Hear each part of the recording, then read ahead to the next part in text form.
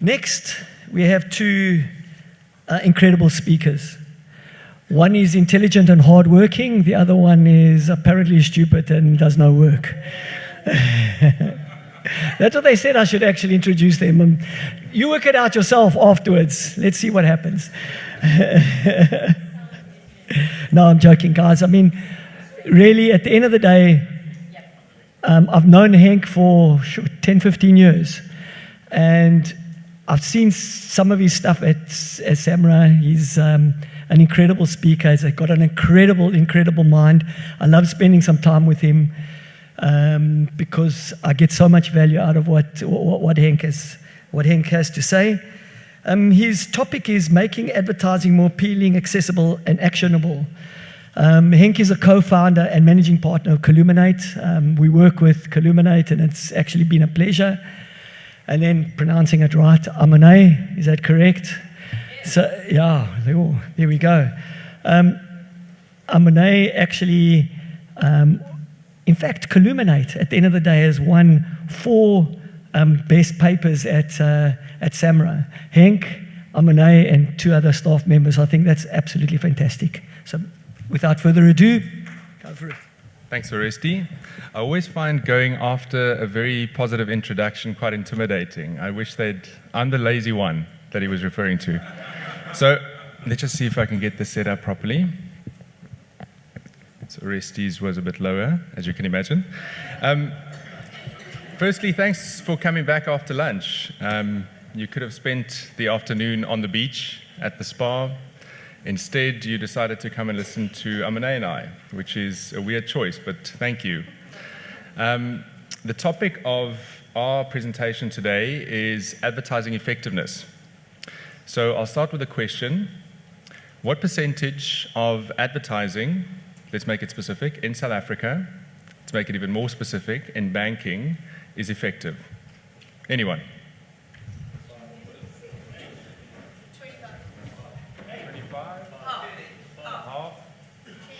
10. Okay, we don't know. Yes, that's what I'm hearing. We don't know. So actually, Janet, it's 25%, according to what we know. And now I need to find the clicker. Is this the one? This one? Okay. Green button. So it's 25%. And I'll tell you a little bit about how we got to that number. It's 25%. Yes, you're right. Don't look so surprised. You should have said that's obvious. But it comes from a study that we conduct with Ornico that merges media monitoring data with consumer reaction data. So essentially, we look at ad spend, ad executions, and we expose those to people to rate them on a typical pre or post test, depending on the kind of stage of development of the advertisement. Now, that's a low number. 25% isn't great. I don't think anyone would be satisfied with 25% effectiveness. And to convert that into some sort of currency, that means if we look at the bottom third of consumer reactions, in 1 quarter, in banking, only television, 70 million rand was spent on ineffective advertising. Actually, disproportionately so. So if you had to just throw, in this case, rands at advertising randomly, you would have done better than to spend it on actual effective advertising. And what we see is a complete almost inversion. So for some reason, we're spending quite ineffectively. So I don't think anyone will argue that that's not a situation we would like to continue, and especially not with the kind of tools and data we have available. What we're introducing today is one part of the solution. It's an attempt to improve the effectiveness of advertising, and the way we're proposing to do that, and the methodology I'll show you today, looks at using the familiar concept of segmentation, but instead of applying that to people, like we normally do, we've applied it to the ads themselves. So in segmentation, we normally take a broad group of consumers, we divide them up into interesting subgroups, and we look for those that are the most interesting or valuable for our brand. So applying that to the ad space, we did a similar thing. So we took a broad group of ads, which I'll talk you through in a moment, and we divided them up into specific subgroups and identified the ones that are most likely to be winners. Our data comes from a norms database. This is the Illuminate Insights Consulting. We've got a very long name at the moment. We're in a transition to a new name. Of ads that we've tested on our ACT methodology. Now, ACT is a copy testing methodology that tracks or evaluates advertisements before or after launch on a number of different KPIs. We extracted a subset of this database, over 180,000 ratings. These are individual ad ratings by individuals. They aggregated up to 1,200 ads. So the level of analysis here is the ad level, so 1,200 plus advertisements. They came from a variety of different categories. So the brands were from finance, from pharma, from telecommunications. So we've got a pretty broad base from which to do the segmentation. And finally, we took 4 different media types. So TV, radio, outdoor, and what is the last one? Print. And the question for us was, what sort of measures should we be looking at? If we want to segment these ads according to effectiveness and tell something interesting about how effective they could be, what are the kinds of measures we should be taking from this database to do the segmentation? If you've been awake and you're able to read, then I think for the last 10 to 15 years, we've seen a lot of increase in interest in the role of emotions in purchasing advertising effectiveness. Certainly this quote is not unique in terms of what it says, but I think it captures quite well the sentiment around how people make decisions, which is predominantly based on emotion and not necessarily logic. How we apply this specifically in our ad testing methodology is something we call the emotion wheel. We're not very creative, and it's no prizes for guessing why we call it a wheel. Essentially, we divide up this visual analog scale into, on the left, we've got, so everyone's left, looking at me, the green dots, which represent positive emotions, and we've got red representing negative with neutral in the middle. These are all from published studies in the area of emotion and motivation psychology, validated on a South African sample. What we ask people to do is expose them to an advertisement on any of these different media types. We then ask them to tell us which emotion they most experienced viewing the ad, with the option of obviously saying no emotion or neutral. So what we did was we looked at this database and said, we've got 31 different ad emotions. That's quite complex. In order to reduce this complexity, we whittled this down into what we called 7 super emotions. This was done through factor analysis, where we identified the patterns of emotions across the ads that tended to go together. So, for example, we saw quite predictably that the emotions of love and happiness tended to co-occur quite frequently. We also saw things like desire and excitement tended to co-occur more than usual. For that reason, instead of working with the raw 31 emotions, we worked on the 7 super emotions. We got then these super emotions into a space where we identified 7 segments, which I'll ask Amon to introduce to you now. Okay, so I have the pleasure of introducing you to our 7 segments. I'm going to take you through all of them, and then I'm going to show some examples. So if we can make it like a bit of a quiz, after I've shown an example, I want to get us all to guess which kind of segment you think they fall into. So pay attention to the next few moments.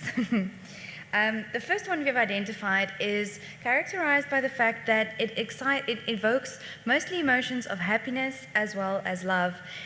Interesting about this is if you look to that side of the, I'm not so good with left and right, sorry, and this whole switching around has been completely confusing, but 2% of the ads we were able to put into segments, that segment size is only 2% of all the ads out there. So actually a very small segment and a very unique segment in the sense of the emotions that it evokes. The next one, only slightly bigger. This one is called the bored yawn. This segment is characterized by the fact that the emotions experienced mostly center around bored, neutral, not really a lot in there. Another one we identified is called the amused smile. So this is an interesting one as well. As you can see, some spikes in some of the negative emotions as well. Things like bored and irritation coming to the fore, but mostly distinguished by the amount of amusement that it actually creates. This one is a bit of a dark horse, and we'll get back to amusement in a few slides where you can see why I'm saying that specifically. Another one that's a little bit bigger, so this is about 14% of the ads fell into this segment. It's called the excited jump. What makes these ads different is the level of excitement that they're able to evoke in the viewers who watch them. Another one we've called the accepting nod. So that's just a tad above neutral in the sense that it's kind of like, yeah, I see where you're going with this, I agree, but not a lot more in terms of actual emotions, strong emotions being evoked. So a lot of things we see there is confidence, acceptance, and a big chunk of neutral as well. The second last one we've called the inspired glow. These are typically ads that make you feel inspired, or some of the sub-emotions that come through there is pride in achievement or inspired, and also some confidence and acceptance coming through there as well. Now, as you can see those percentages, we have quite a big chunk left. So no guesses for where they all went. Blank neutral. So what's very interesting about the ads we've tested, of those 1,200 ads we tested, almost half, 42%, fell into a segment that's not distinguishable by any strong emotions. It's kind of a neutral, let's say blur a little bit, not really standing out at all. Yeah, so those are 7 segments, those are their names. So let me show you some examples to bring it to life a little bit more.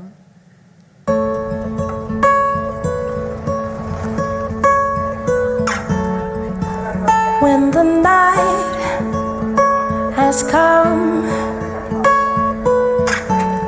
and the land is dark and the moon is the only light we'll see. No, I won't be afraid. Oh, I won't be afraid. Just as long as you stand by me.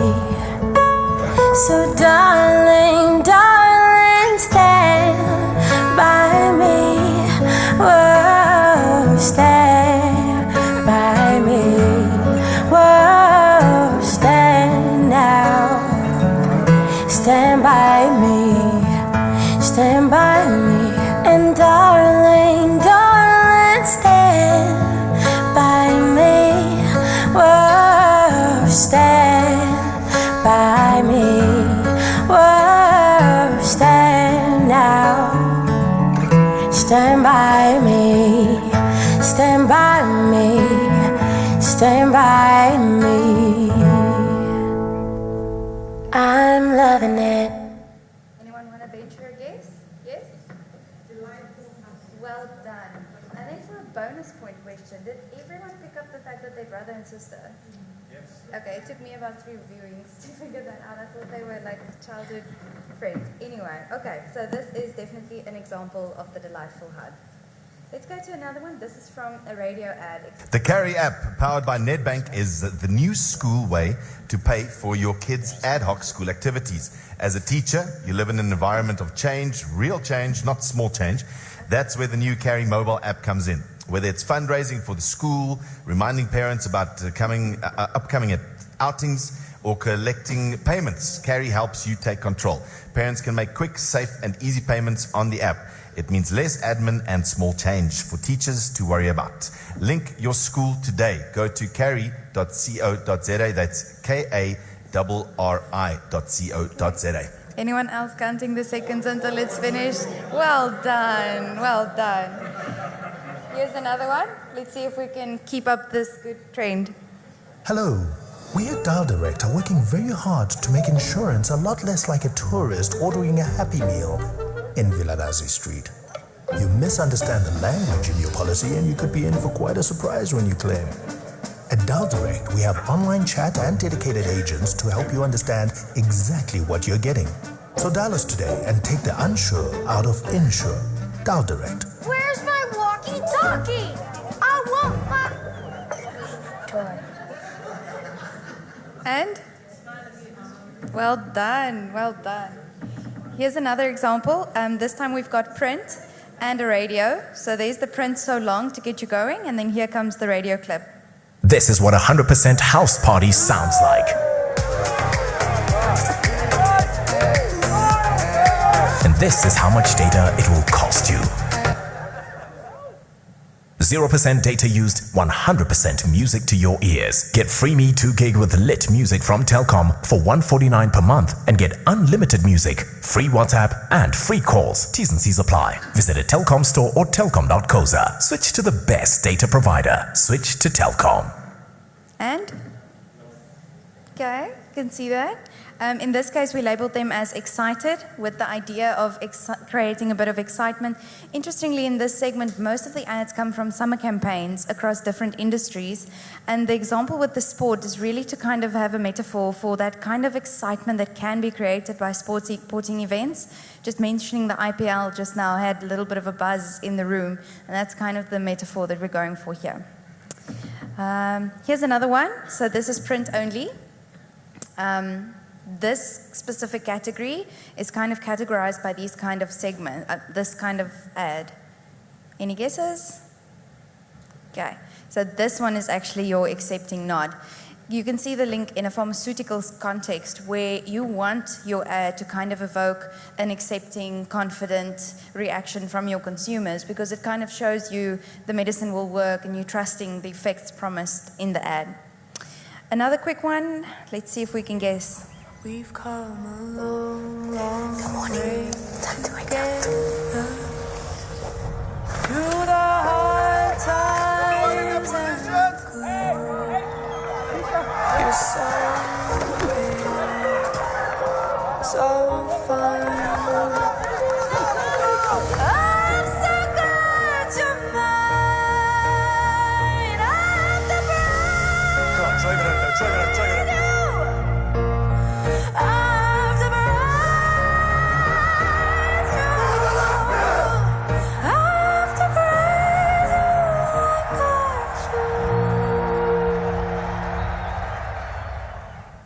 Any guesses?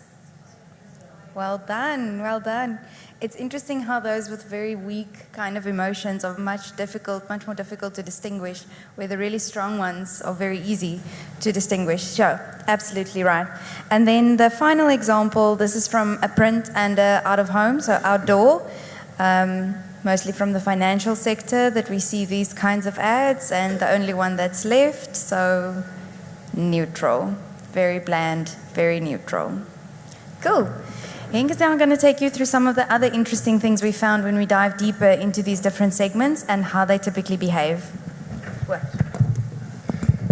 So I think we can all agree that there's something about the labels we've given these ads which resonates if we actually see what's underlying. In other words, what the actual content of the ads is. But we're also looking for things that actually have a wide-scale impact on the other KPIs that we measure. So things like ad liking, brand linkage, understanding, relevance, believability. We're looking for segments that clearly distinguish between those that create a very strong impact on these measures and those that don't. So this becomes important to not just make it a retrospective measure, but something that actually influences the way we design campaigns and think about creative strategy. So this graph or set of graphs shows whether a particular segment over or under indexes compared to the average or the total for the category. So if you're seeing something to the right in the green, that indicates that particular segment has a positive effect on that measure. Anything in red to the left is a negative impact.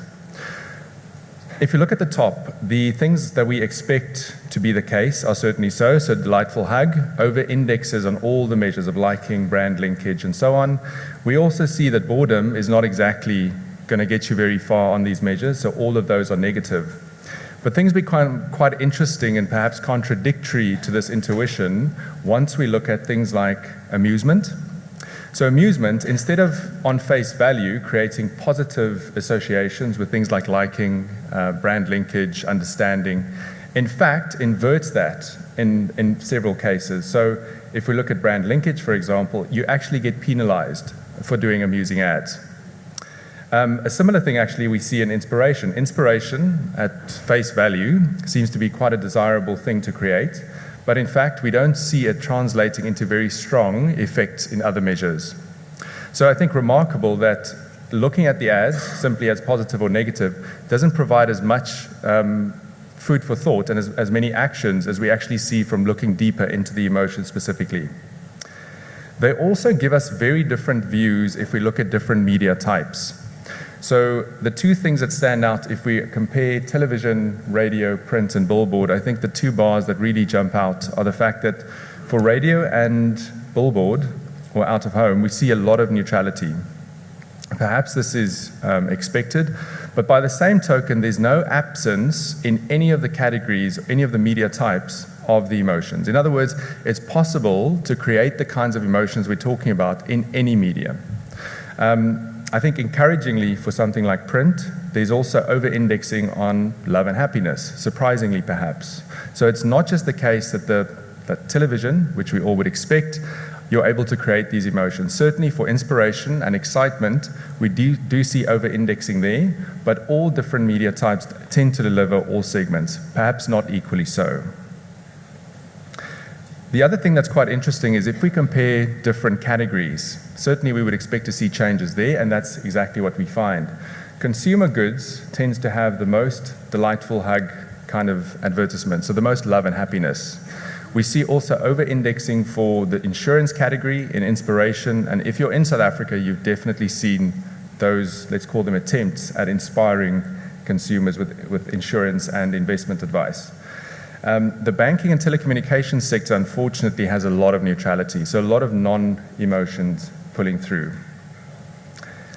What we're proposing is that you can also use this methodology to answer a bit of a question around what this quote says, which is, half the money I spend on advertising is wasted, the trouble is I don't know which half. So we're proposing that in setting out the data in this way, if you're a researcher, you need to have a 2x2 grid somewhere in your presentation. That's just law. If we express the data as uniqueness versus liking, we get a very interesting fallout of these different segments. Clearly, not to belabor the point, but love and happiness is a winner. They are small as a segment of the overall ad population, but they tend to perform very well. They're unique for the right reasons, and they create over-indexing on liking. We also have these ads which we called safe bets. They're not exactly unique, so they're under average in terms of uniqueness, but they tend to create positive effects on liking. So things like inspiration, excitement, and acceptance are, at least in this analysis, not going to get you in a very unique space, but certainly will get you points for liking. We've also got neutrality, which, as everyone would expect, ends up in the bottom left quadrant, not unique and not liked. Something like amusement, while unique, is getting you penalized on liking, so perhaps not unique for the right reasons. I'm going to hand over to Amon for the final time to take us through some key learnings from this project. Okay, so basically to wrap up, we have 4 parting thoughts that we want to leave you with.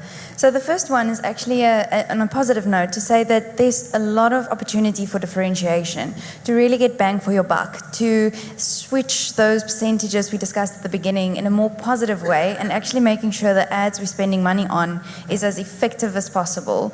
And with 42% sitting in the blank neutral, with a few other ones we can add to that as not really being so differentiated, it does seem like there's a big opportunity to put very differentiated ads out there and put some spend behind those instead.